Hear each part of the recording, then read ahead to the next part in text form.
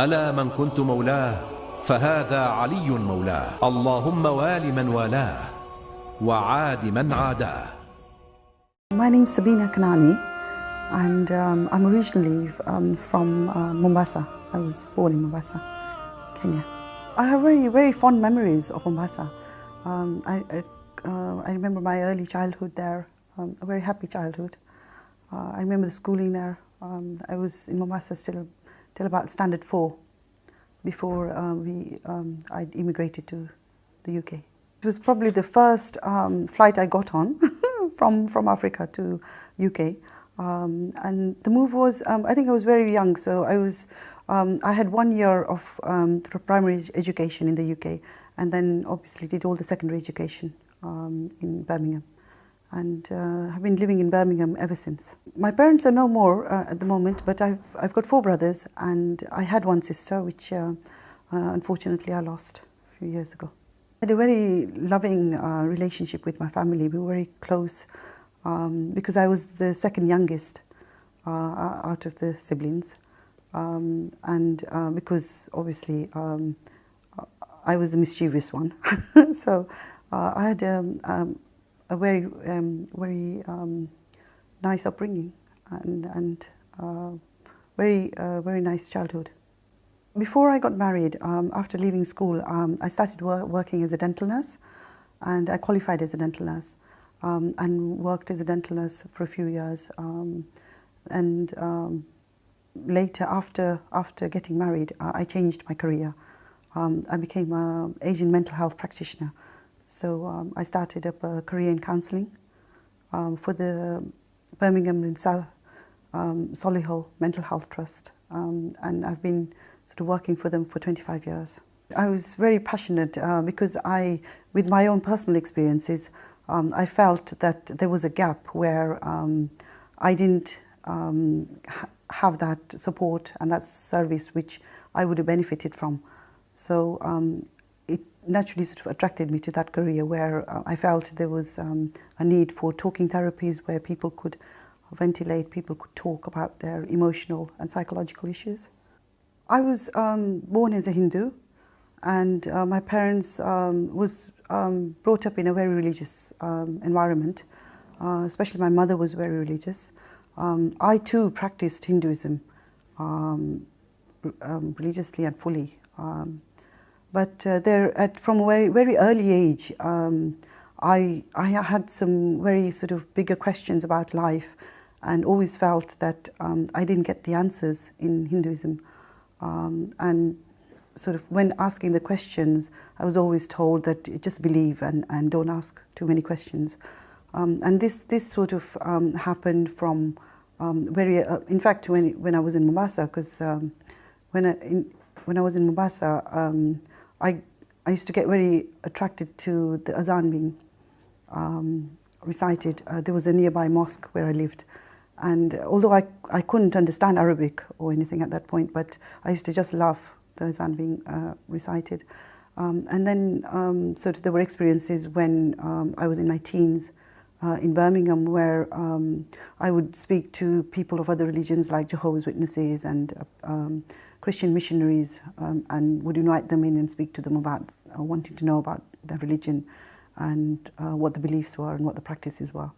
So I think there was a time in my life when I was looking and searching for something more and didn't feel that I was fulfilled. I had as I said, in Mombasa, I just had a neighbor who was a Khoja Shia, but didn't know a lot about their practices. But the only thing I knew was we used to have a house with 2 balconies in, and people used to come and just use our balconies because the julus used to go past our house. And for Ashura. So when they used to have the julus passing by, obviously we were Hindus. So my mother, we respected all religions at that point. So she would take a coconut and she would crack the coconut and give the coconut as fatihas for people who were there.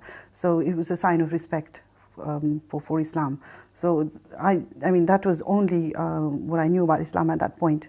But then when I came to the UK, it was in school. I had a few Khoja friends. But again, it was like, you know, I think the only thing that I relate to Muslims were like Pakistani, you know, in inverted commas. So that's what I knew. I thought that was just, it was just the Pakistani and Islam, but and didn't know much about it whatsoever, or just thought that, yeah, it's somebody who's practicing a different religion, but not really, you know, sort of taking it on board. Until I obviously came in contact with my husband, and that's where everything sort of took a turn. First of all, I knew my husband from school days, but then we sort of like didn't see each other for 6 years. I mean, there was nothing in school. 6 years later, he sort of just turned up at the surgery that I was working at, and brought his mother there, and we just got talking and saying, you know, like, oh, you remember the school days and things. There was nothing there at all, sort of relationship-wise or anything. And then he said, well, you know that we can't have a relationship because we're different religions. So I said, yeah, obviously not. So he said, well, you go and marry a Hindu when you have a proposal and that. And I said, yeah, fine, you know, that's how it's, and obviously nothing can happen between us. And then suddenly, as my family, I to this day, I don't know how they found out, because we weren't together or anything like that. But one day, my brother sort of phoned me at work and said, I'm coming to pick you up. So, because obviously they were very protective of me, my family, and I was under sort of very restrictive environment, and my brothers were always, because I was the second youngest, very protective of me. So he came to pick me up, and then from that day onwards, he sort of said, look, this can't happen. This is you know, it's not possible, because I know, you know, you're just talking. We were just talking, you know. He would come and we would just talk and things, and from then onwards, it became sort of very difficult, because I spoke to my husband, and what he did was he said, look, I'll come and speak to your family and see. And we were sort of, all of a sudden, it became like from nothing to, we have to get married, you know. All of a sudden, that was the only option. Because I think there was a lot of pressure from my family that, you know, there's something more, there was a lot more read into what wasn't there at the time. So this sort of carried on for a few months, and my family started becoming very, very strict on me, to a point where we had these conversations with his family, and they just basically said, look, you know, you can't see each other, and that's it, you know. They stopped me working. I was under house arrest for 10 months. So my family actually locked me up in the house for 10 months, so that I wouldn't meet him or have a relationship or actually even talk to him. So for 10 months, I was in the house where it was literally lock and key. I was always accompanied by my sister-in-laws, either my brothers, other family members. And I had to give up my work as well. So I literally spent most of my days just praying. I was just praying as to, I don't know what is happening in my life, and I don't know where it's happening, why it's happening, and I just need some answers. I think by the end of sort of like 10 months, I was getting very, very sort of emotionally and also sort of mentally sort of quite, it was getting difficult, because I wasn't allowed to go out and see friends. I wasn't allowed to go out anywhere. So it started becoming sort of very, very difficult. And then one day I spoke to my husband, and what he said was, look, I still care about you, and the only way it's going to happen is you'll have to leave home, because it's otherwise, you know, I can't get your family to understand. They're not going to understand. So at that point, I was confronted with either going into an arranged marriage, which my brothers were saying there were proposals that were coming for me, and also they were saying we'll go to India and get you married off, or taking this step, which I took at that point, where I just left home with two pairs of clothes, and not knowing where I was going, what was going to happen in my life. But just before leaving, I remember praying so much and saying specifically that, you know, God, I don't know what your name is, what to call you, or whether you're a Hindu God or a Muslim God or whoever you are up there. I don't know. I'm taking this step. If Islam is the right religion for me, then make me successful in what I do, and let things work out and guide me. But if for whatever reasons it's a mistake, and I'm wrong in what I'm doing, in my decision, then I will come back to Hinduism and practice wholeheartedly Hinduism.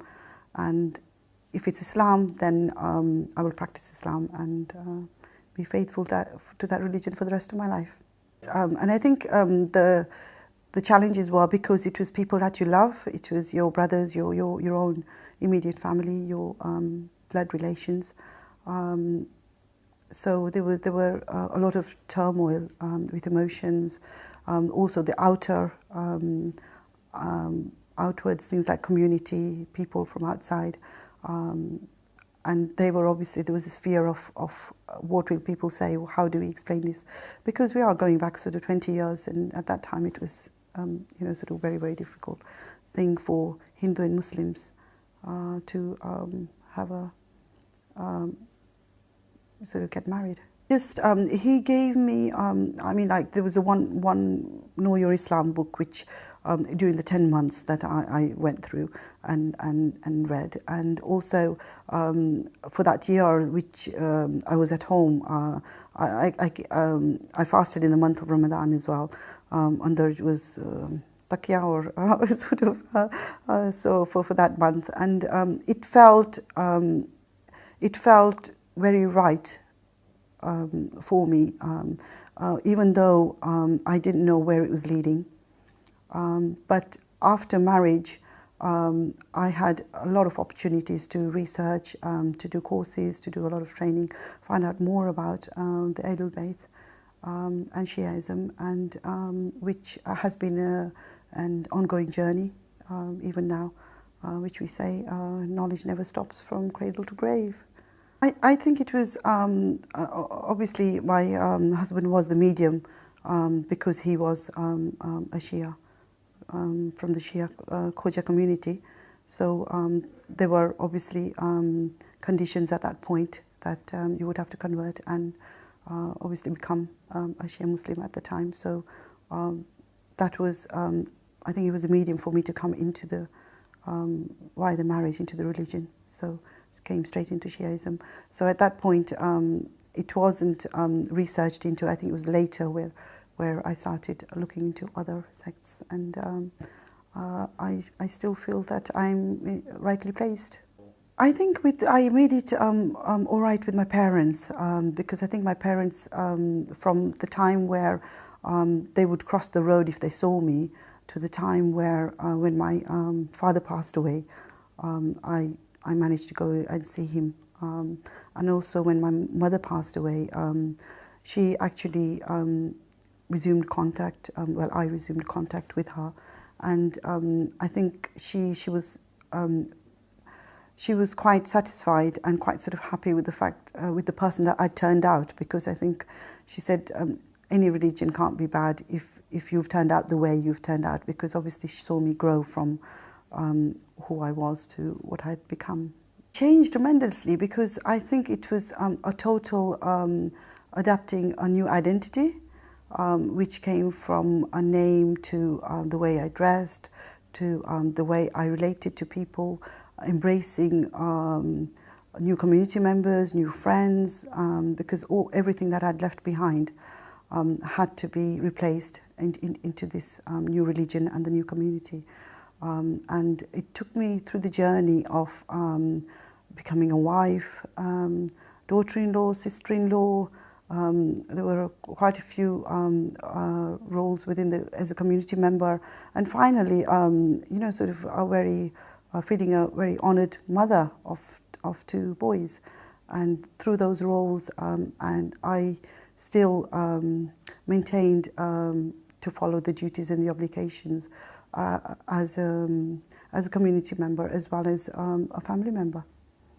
One of the benefits of being in the Shia community is it's a very thriving and very active community where there's a lot of access to education, be it lectures, seminars, constantly majalises.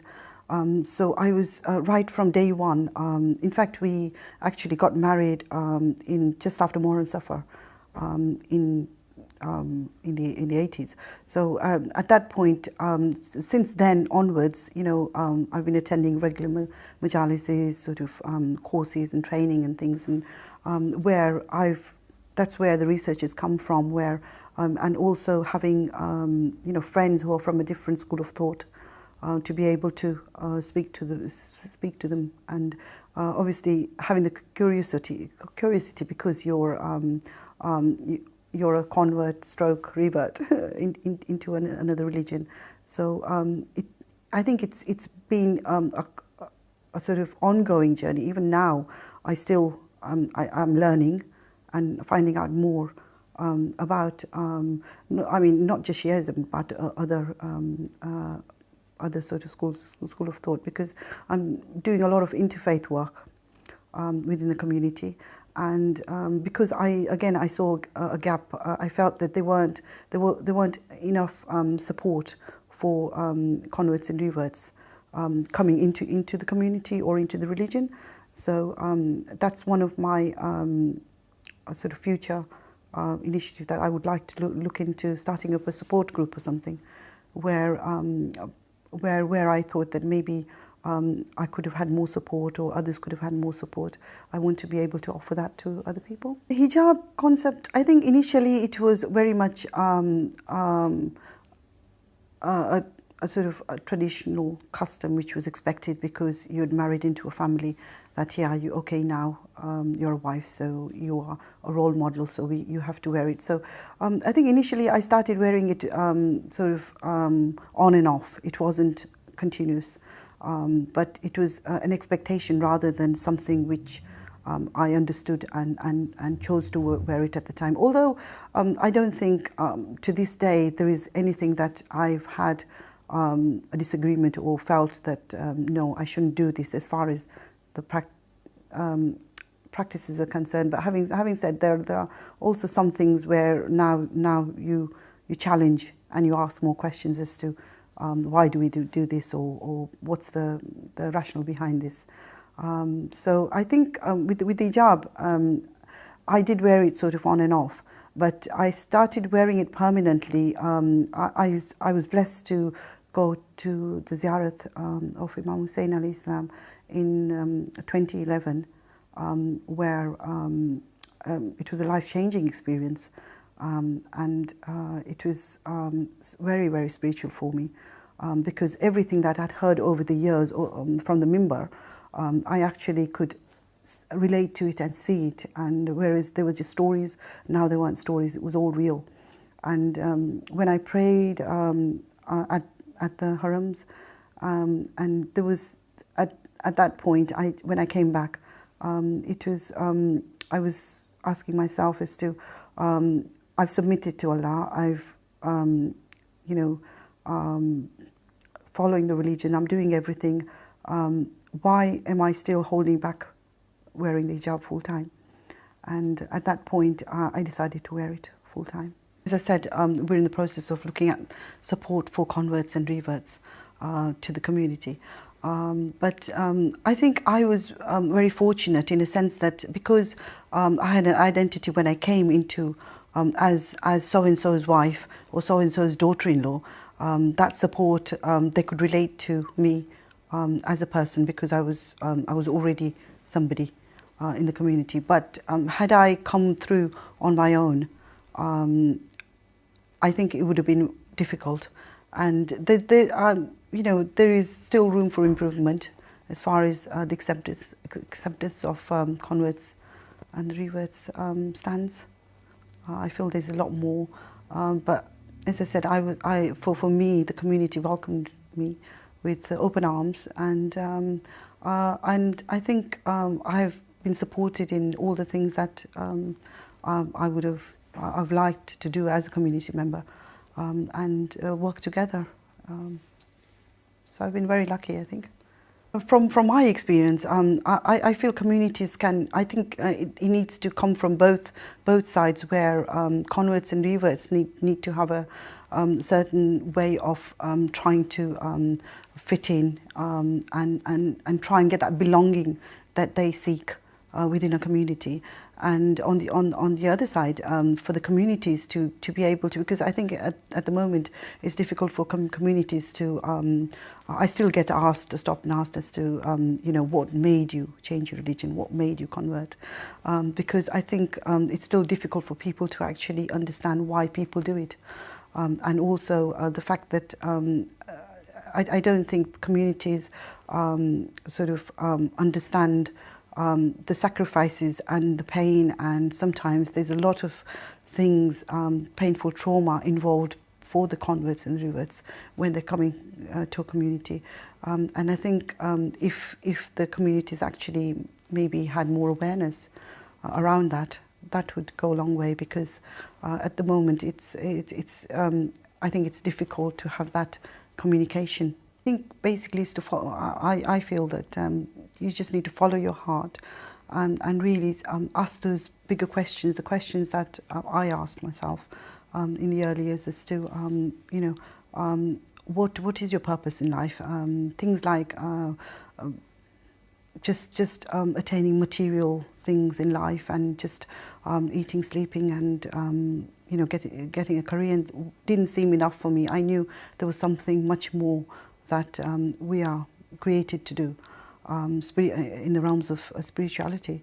And I just think that people need to, rather than sort of just researching outside, look within themselves, because the inner journey is the most important journey, because the answers are within yourself. So look into yourself, meditate prayers in order to be able to connect with yourself and Allah subhanahu wa ta'ala.